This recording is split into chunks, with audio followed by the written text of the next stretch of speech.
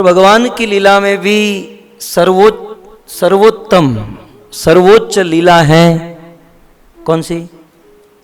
रास लीला। और इसीलिए कहा गया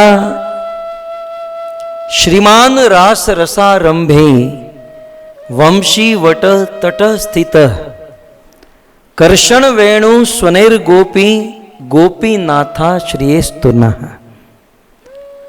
हमारे राधा गोपीनाथ जी का प्रणाम मंत्र जब शरद पूर्णिमा के दिन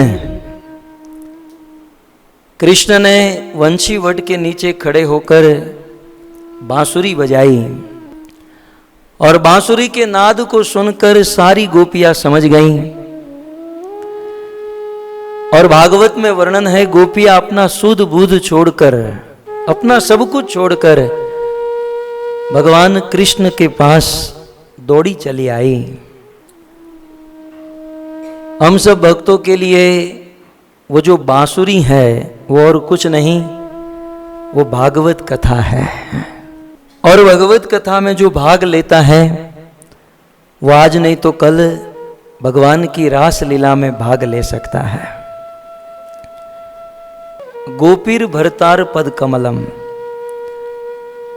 गोपी का अर्थ होता है गो माने इंद्रिया, ये हमारी जो सेंसेस हैं इंद्रिया हैं। गो का अर्थ होता है इंद्रिया और पी माने पीबती, जो अपनी समस्त इंद्रियों से कृष्ण को पीती रहती है, निरंतर अपने आंखों से कृष्ण को देखती हैं, कानों से कृष्ण को सुनती हैं, अपने हाथों से कृष्ण की सेवा करती हैं। रात दिन 24 घंटा गो इंद्रियों से पीबती कृष्ण को जो पीते हैं उसे गोपी कहा जाता है।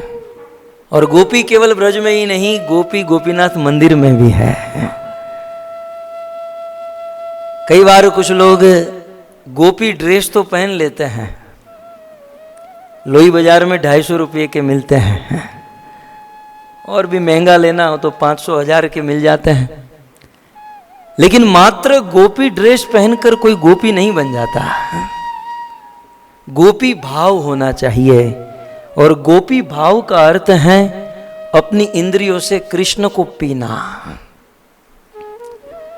और वास्तव में ये जो आंख मिली है, ये आंख की सार्थकता तब है जब हम अपनी आंखों से भगवान को देखें। हमारे कानों की सार्थकता तब, ये कान कृष्ण ने दिए हैं और कृष्ण को तो बहुत अच्छा लगता है कि इस कान का सही इस्तेमाल किया जाए। भागवत में लिखा सवाक यया तस्य गुणान गृणीते करोच तत्कर्म करो मनश्च शृणोति तत्पुण्य कथा सकर्ण। कान तब है जब हम भगवान की कथा को सुनते हैं।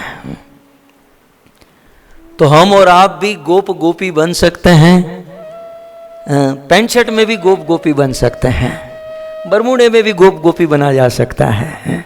कपड़ों का कोई महत्व नहीं है, भाव महत्वपूर्ण है। और भाव गो इंद्रियों से पीबती पीना, प्रत्येक इंद्रियों से भगवान को ग्रहण करना, इसे गोप और गोपी कहते हैं।